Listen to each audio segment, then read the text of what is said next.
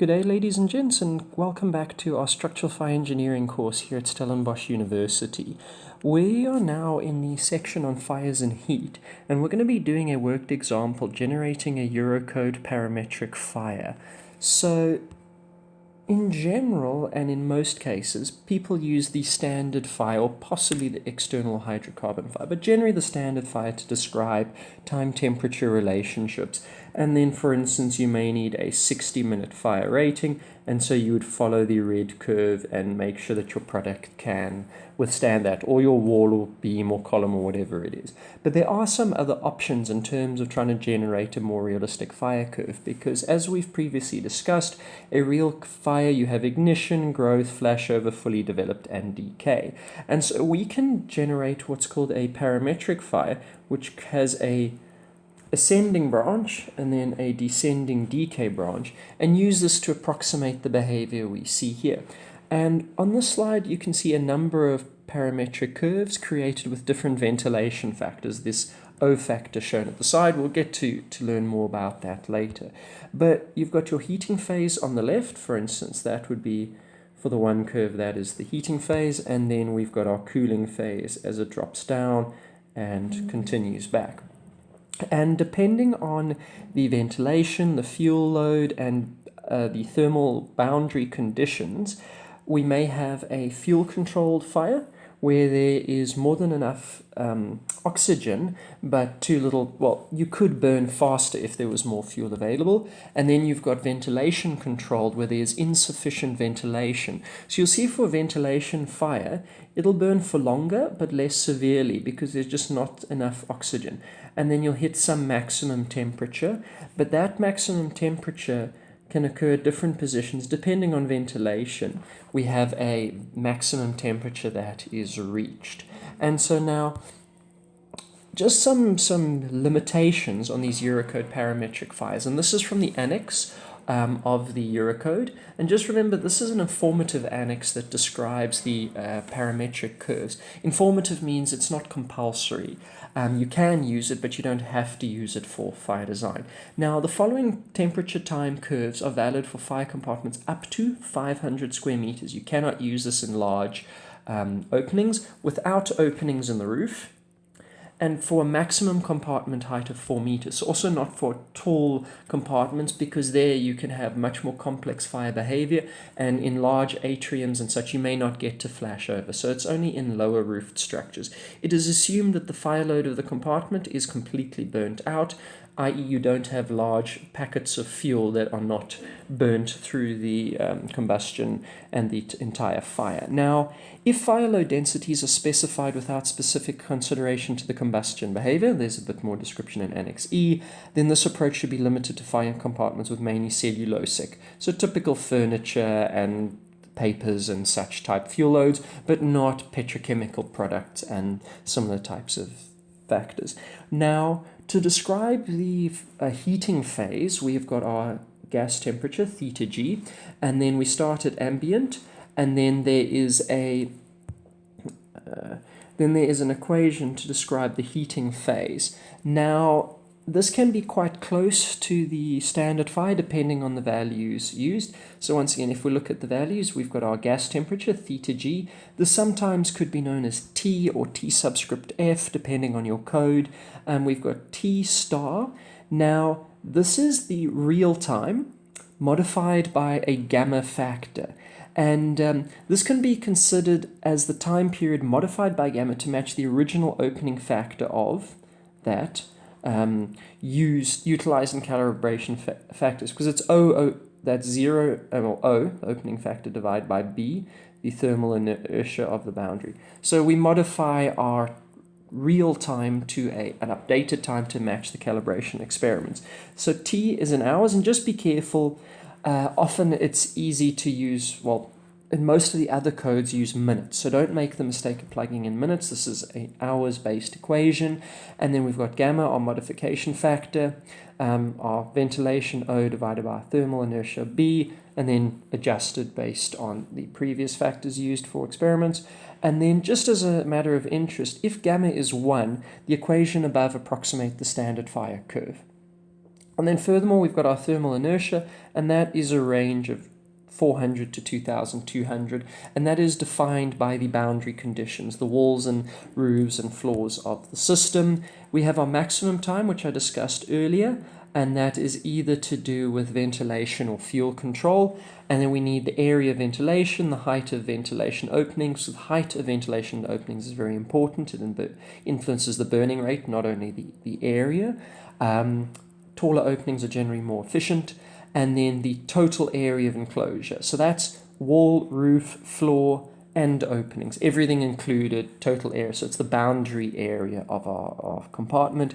And then we've got our ventilation, our O factor, and an equivalent height. So this is a weighted average of height. So if you have a door and next to that a window, we have a weighted average where you would find the equivalent height is somewhere between the two. If you have H1 and H2, H1 of the window and H2 of the door, you'll have some weighted equivalent HEQ based upon that. And so that's a weighted average. And then our limiting time, once again, we've got our T star and a gamma limiting factor. Now, gamma limiting is only used with the heating phase, not with the cooling phase. And OLIM is the case for large openings where not all the air entering through an opening is used for combustion. So that modifies our behavior. And then if we have certain conditions, ventilation, low fuel loads, and lower, well, on the lower side of thermal inertia, then we've got to adjust our modification factor by this factor K relative to the opening factor, the fuel load, and the thermal inertia. And you'll see with all these equations, they're fairly empirical, so they've been based upon experiments and then curves fitted to them. Our decay branch, so if we've got our fire, we just described the heating phase and now the cooling phase. So it's the straight line from the maximum temperature right down back to ambient, and that is described by these three equations depending on the value of T star max, so our adjusted time, and then we have either ventilation or fuel controlled requirements there for T max. So we also need a fire load density. So this is our design fire density, either based on our characteristic value, so that's a typical design value, how much is combusted, so a combustion factor, and then partial factors to account for risk, area, occupancy, and other factors, so including firefighting activities. Now, in South Africa, it's unclear whether this can be applied, the firefighting factors, which I'll get to shortly. And then, so as I said, QFD is the design value of the fire load density related to the surface area of the floor. So we must use the floor area, and then we've got with K is the characteristic value. So the QFK we pull from a table. And so once we have a design fire value, we convert this relative to the entire area. So that was our total boundary area. So normally we'd get a floor area of floor, multiplied it by the fuel load per floor area and get a total megajoule value, and then divide it by the total boundary surface area. So that is the walls, floor, everything put together, and then we get a total design value based upon the total surface area that we plug into equations. And so in the example we're going to do shortly, we are going to be using an office. So we have a 80% fractile value of 511 megajoules per square meter. And just as an illustration, a dwelling has a value of that's the equivalent of about 50 kilograms per square meter, kilograms of wood per square meter, and then it's a bit lower than that, obviously, for our office, which we're going to be using. And it's a medium growth rate. So either you've got fast, medium, and slow, and depending on the growth rate, we have our limiting or maximum temperatures reached at about somewhere between 15 and 25 minutes after the start of the fire.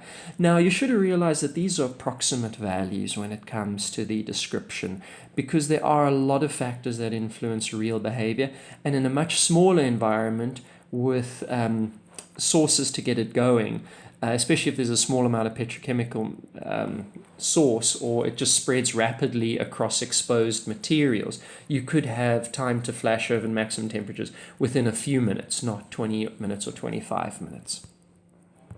Now, moving along, we were talking about a factor to account for the risk of ignition, and as your floor area goes up, this factor increases, so that there's a higher danger of fire activation. So then this gamma Q1 value goes up, and then also the occupancy. For a low density, few people around art gallery, museum, or swimming pool, you have a lower danger, and then you've got a higher danger for offices. But then depending on what you're manufacturing, if you've got more dangerous facilities for machinery or chemical labs, fireworks, etc., then this value goes up, because if the fire spreads, you're going to have a much larger disaster. So we've got a danger of fire activation factor as well. And then we also have active protection. So if you have automatic fire suppression and detection and manual fire suppression and various other things, you can modify this further. Just one thing you should understand, though, is that typically you design a building for a period of time, well, generally the lifetime of the building. So if your structure should be standing for 50 years and you know that you need a automatic fire suppression system to give you your design fire, to adjust your fire load, then you should ensure that your suppression system will be there for the life of the building. So this does require documentation and quality control measures to ensure that your suppression system and your detection system are there 20 years from now or 30 years from now when the fire breaks out. So just be careful when using these sorts of factors. You'll see conservative just now, I'm going to ignore them and just use a value of 1.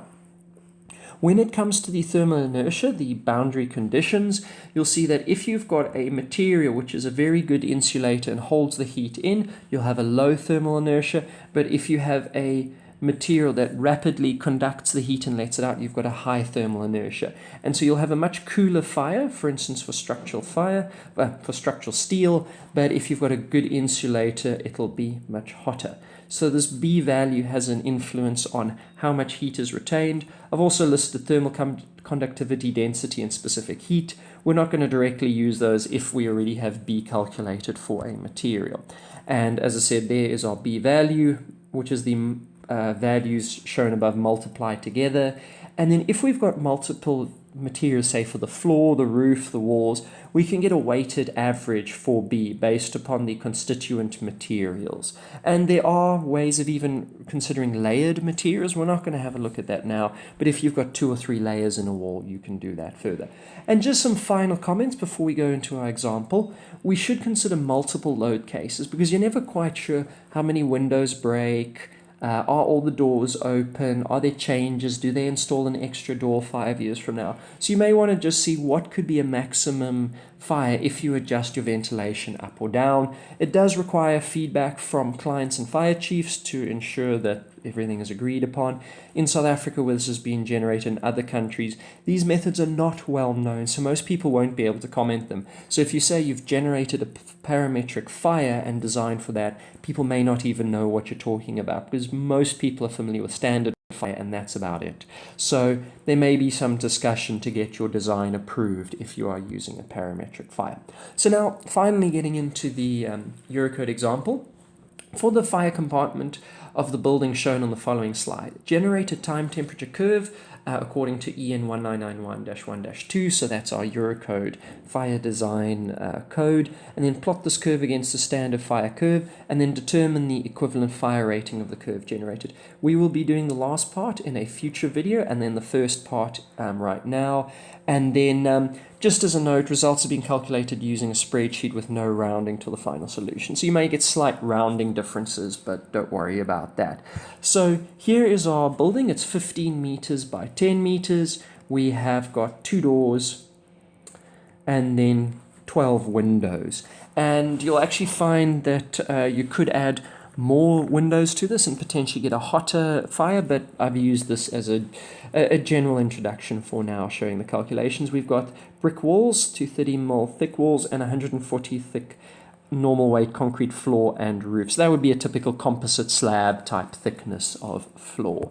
And so first we get our compartment floor area of 150 square meters. Then we get our ventilation, so it's door area and window area, about 31 squares. So our total wall, floor, and roof area is 500. I haven't subtracted the ventilation area from that. So that's the total boundary, the total perimeter on all sides of our fire compartment.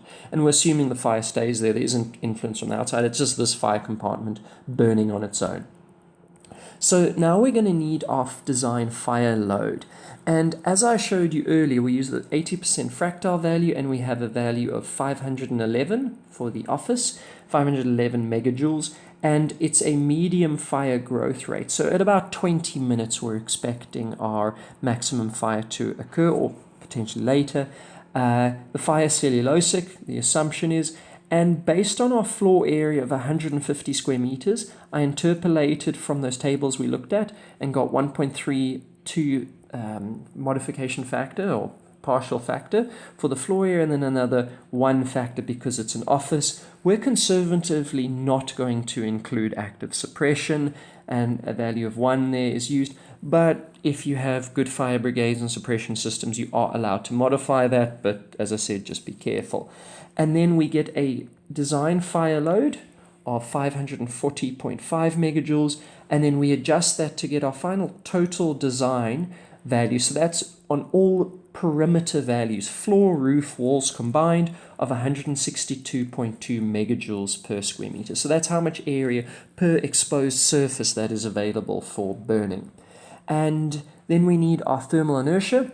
So we've got brickwork on the sides, normal weight concrete, NWC on the roof and floor, and taking a weighted average of roof, floor, and ventilation. So this is our total wall area minus our ventilation area, and we get to 169, and we multiply that all out, and we get a weighted average for B. Ventilation factor, we do have multiple openings, so we've got to determine a weighted average of all the doors, all the windows, and get to a equivalent height. So as expected, the equivalent height is somewhere between the height of the door and the height of the window. And there are a lot more windows, so it's closer to that of the windows. And then our opening factor, we get of 0.776 per square root of the meters. Then we can start calculate our heating phase. I'm going to only pick out the main points on the curve. So the maximum value, where it hits back to 0, and then what you would need to do is then just use a spreadsheet to generate all the values in between ignition and maximum. So maximum temperature, it's either the 20 minutes we had earlier or a factor to account for ventilation and fuel load. And we find in this case it is the former at 0.418 hours or 25 minutes. Hence the fire is ventilation controlled. It occurs after that limiting value. So if it's after the limiting value, it means there's not enough oxygen for it to occur at the limiting value, so it is now ventilation controlled. And then we calculate our modification factor, our gamma value, and get an adjustment to turn our fire back into the original fires. And then we don't need the gamma limiting, because our maximum fire is not at our limiting time. We have a ventilation controlled fire.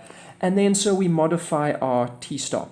So once again, this is the adjusted time, not our real time, because there's our T-max.